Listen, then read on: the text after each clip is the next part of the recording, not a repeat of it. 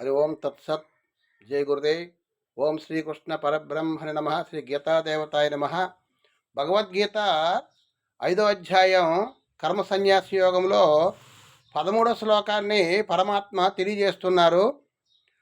సర్వకర్మాణి మనసా సన్యస్యాస్తే సుఖం వసి నవద్వారే పురే దేహి నైవ కుర్వన్న కార్యన్. అంతఃకరణమును అదుపులో ఉంచుకొని సాంఖ్యయోగమును ఆచరించు పురుషుడు కర్మలను ఆచరింపజేయకయే నవద్వారముల గల శరీరమునందు సమస్త కర్మలను మానసికముగా త్యజించి సచ్చిదానంద ఘన పరమాత్మ స్వరూపమున స్థితుడై ఆనందమును అనుభవించున్నాడు.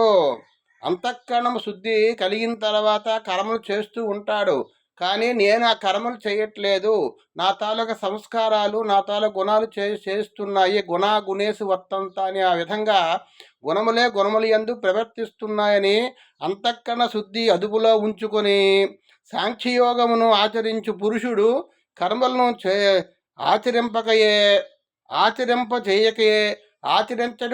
ఆచరింపచేయడు. ఆ విధంగా ఇంద్రియాలు పనిచేస్తున్నాయి, కర్మ చేస్తున్న భావంతో నవద్వారములు గల శరీరమునందు సమస్త కర్మలను మానసికముగా త్యజించి, సమస్త కర్మలు బయట కర్తగా ఉంటున్నాడు, లోపల అకర్తగా ఉంటున్నాడు. అకర్తగా ఉంటూ కర్మలు చేస్తూనే ఉంటాడు. అంటే నేను ఈ కర్మలకి నాకు సంబంధం లేదు, కానీ కర్మలు చేస్తూనే ఉంటాను. కాబట్టి ఆ విధంగా సాంఖ్యయోగి అంతఃకరణ శుద్ధి కలిగి నిర్మల స్వభావంతో ఆనందంగా ఉంటూ ఉంటాడు. ఇప్పుడు కూడా ఆనందంగా ఉంటాడు. నేను ఈ కర్మలు చేయించట్లేదు.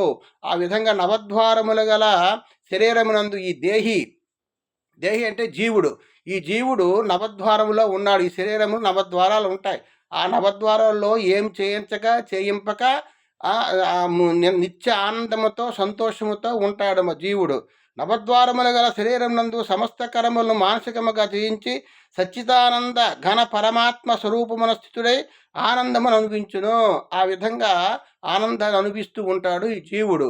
ఎప్పుడు ఈ కర్మలతో నాకు సంబంధం లేదు, నేను నిమిత్త మాత్రుని, నేను ఆత్మస్వరూపాన్ని అని, నేను సాక్షి, మనసుకు సాక్షిని అని ఆ భావంతో ఎప్పుడైతే ఈ సాంఖ్యయోగి ఉంటాడో అటువంటి వాడు ఆనందాన్ని పొందుతాడని పరమాత్మ తెలియజేస్తున్నారు.